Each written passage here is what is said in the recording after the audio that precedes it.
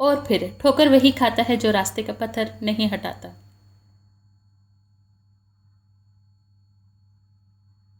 ہمیشہ وہی بلندیوں پر ہوتے ہیں جو خود سے پہلے دوسروں کا سوچتے ہیں۔ اچھے شوہر سے بیوی کی زندگی جنت کے ایک باغ جیسی ہے۔ منافق کسی کا مخلص نہیں ہوتا۔ منافقوں کی زندگی صرف اپنے مفاد کے گرد گھومتی ہے، وہ کسی کے ساتھ بھی حقیقی طور پر مخلص نہیں۔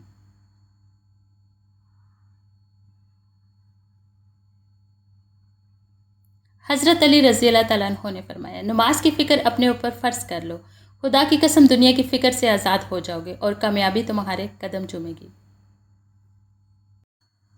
سنا تھا تھک ہار کر لوگ گھر کو آتے ہیں، گھروں سے تھکے لوگ کہاں جاتے ہوں گے؟ وفا ہونی چاہیے انسان میں، جوانی اور حسن تو ایک دن ڈل ہی جاتے ہیں۔ والدین کو بیماری کم اور اولاد کی نافرمانی زیادہ تکلیف دیتی ہے۔ ماں باپ، کچھ جدائیوں پر کبھی صبر نہیں آتا، کبھی نہیں مطلب کبھی نہیں۔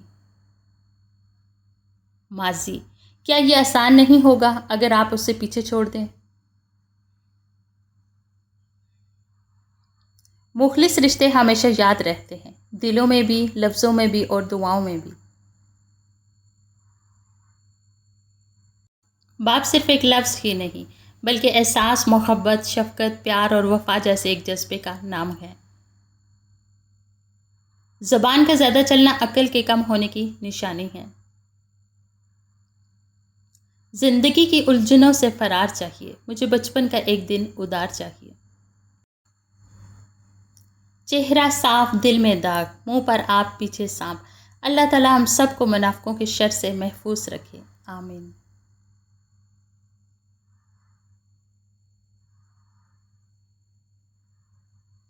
یہ زندگی صرف تب تک ہی ہلکی پھلکی ہے جب تک سارے بوجھ ماں باپ نے اٹھائے ہوں۔ غریب سے اکڑ کر ملنا اور امیر سے ملتے ہوئے مسکراہٹ سجا لینا، یہ حسن اخلاق نہیں بدترین منافقت ہے۔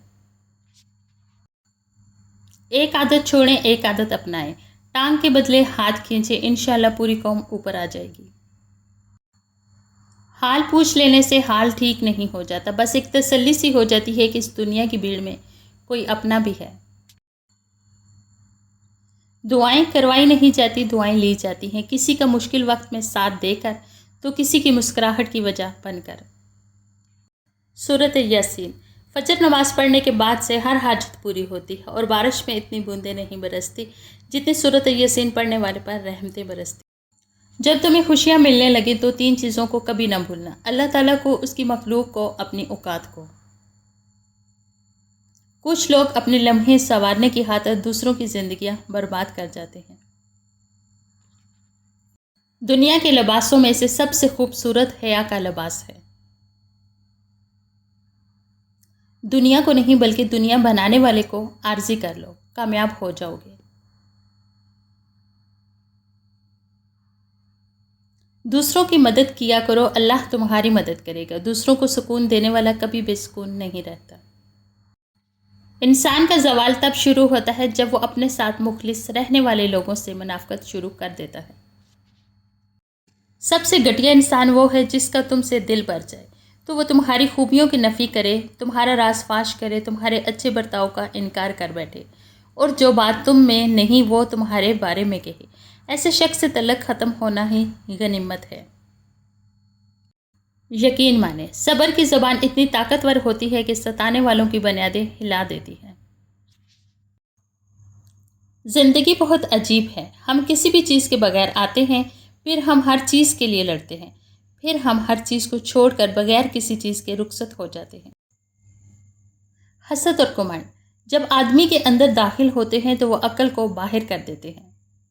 تنہا ہونا یہ نہیں کہ آپ کے پاس کوئی نہیں ہے، تنہا ہونا دراصل یہ ہوتا ہے کہ سب آپ کے پاس ہیں لیکن آپ کا کوئی نہیں ہے۔ خاموشی اختیار کریں مگر گلہ مت کریں، گوشہ نشیں ہو جائیں مگر اپنا معیار مت کرائیں۔ عزت نہ ملے تو کنارہ کشی بہتر ہے لیکن وقت کی بھیک نہ مانگے، کیونکہ عزت اور محبت کے بغیر کسی بھی رشتے کا وجود نہیں۔ ہر رکاوٹ میں کوئی نہ کوئی بہتری چھپی ہوتی ہے۔ جو اللہ تک لے جائے اسے ٹھوکر نہیں کہتے۔ مشکلوں میں صبر کرنے والا ہمیشہ کامیاب ہوتا ہے، کیونکہ اللہ آزمائش کے بعد ہمیشہ آسانی دیتا ہے۔ اپنے رب سے اپنی خطاؤں کی معافی مانگتے رہا کریں، کیونکہ زندگی موقع کم اور دھوکہ زیادہ دیتی ہے۔ دنیا اگر ہاتھ سے نکل جائے تو بندہ غریب ہو جاتا ہے، اور اگر یہی دنیا دل سے نکل جائے تو بندہ ولی ہو جاتا ہے۔ باپ کا بس چلے تو اپنی بیٹی کی زندگی کے سارے کانٹے چن کر پھول بچا دے۔ اپنی اولاد کی طرف دیکھ کر شکر الحمدللہ بھی پکارا کرو، پتہ نہیں کتنے لوگ ترستے ہیں اس نعمت کے لیے۔ ہر کسی کے لیے دعا کیا کرو، کیا پتہ کس کی قسمت تمہاری دعا کا انتظار کر رہی ہو۔